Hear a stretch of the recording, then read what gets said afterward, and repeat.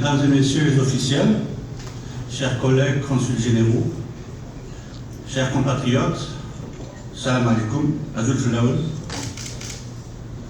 En premier lieu, je voudrais vous remercier d'avoir bien voulu honorer de votre présence cette cérémonie, cette réception marquant la fête nationale de nos pays et partager par là même ce moment à la fois de convivialité et de commémoration.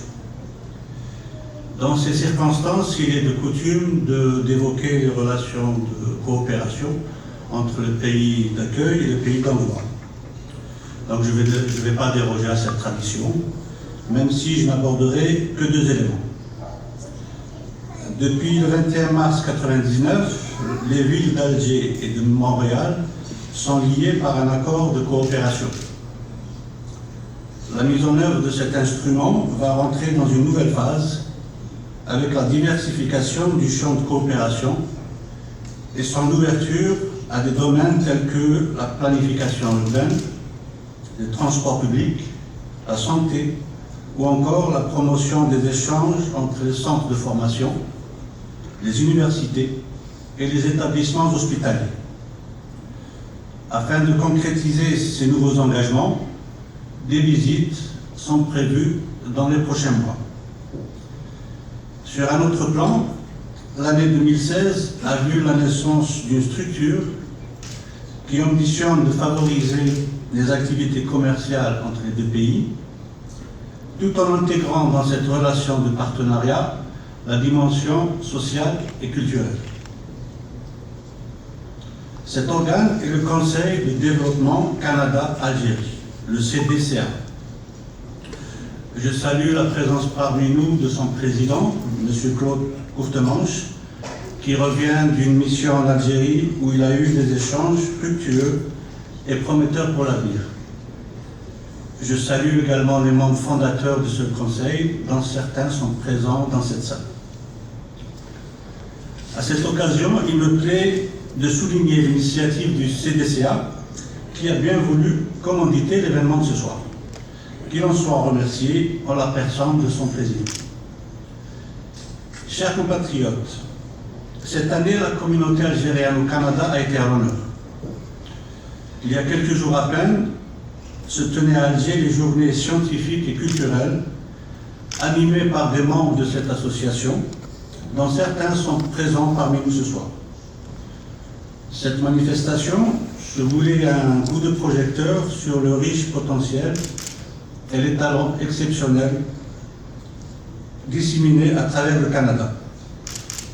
Ces journées, dont l'idée est née ici à Montréal, je tiens à le souligner, ces journées donc ont marqué votre disponibilité à répondre à l'appel de votre pays. C'est ainsi que professeurs d'université, chercheurs, enseignants, experts, artistes, cinéastes ont, l'espace de quelques jours, donné la pleine mesure de leur talent et de cette richesse en présentant des conférences de haut niveau, à une exposition de peinture ou encore en offrant des spectacles musicaux de qualité.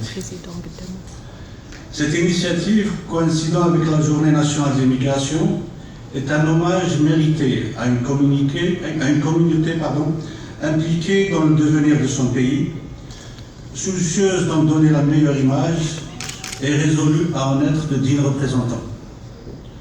L'impression générale laissée par cette première édition est qu'une ère nouvelle est désormais ouverte dans la relation entre le pays et sa communauté établie à l'étranger. Qu'il me soit permis d'exprimer ici toute ma gratitude à toutes celles et à tous ceux qui ont fait en sorte que ces journées ont eu un franc succès. Chers compatriotes, au regard de son histoire, l'Algérie demeure parmi les nations qui ont besoin de préserver et de maintenir intacte la célébration de sa glorieuse révolution. Cette lutte héroïque qui permet aujourd'hui à notre pays d'exercer la plénitude de sa souveraineté. De ce point de vue, la solennité marquant l'acte fondateur qu'a été le 1er novembre 1954 devient moralement un devoir. Devoir de mémoire, devoir de fidélité. Célébrer un tel événement relève de cet esprit en ce sens que la célébration préserve du risque de dépréciation de la valeur et de la portée historique, comme elle prémunit contre l'érosion du sentiment patriotique, ce ciment qui soude l'appartenance et l'attachement à la mère patrie. Un sentiment patriotique qu'accompagne également la fierté d'appartenir à son pays. La célébration est un moment de communion collective qui permet le ressourcement dans le creuset de la nation. Cette nation dont vous êtes ici le prolongement. L'évocation et la commémoration du 1er novembre doivent demeurer une balise de la mémoire collective. Chers compatriotes, je ne peux terminer cette brève allocution sans rendre un hommage appuyé à toutes celles et à tous ceux qui, dans le cadre associatif ou à titre individuel, accomplissent sur le terrain un travail formidable, que ce soit dans le domaine scientifique, culturel, artistique, sportif ou autre.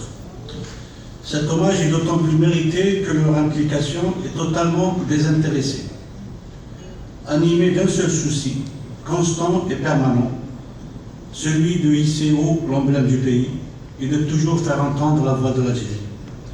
Gloire à nos martyrs, vive l'Algérie, Tahia el Jazair.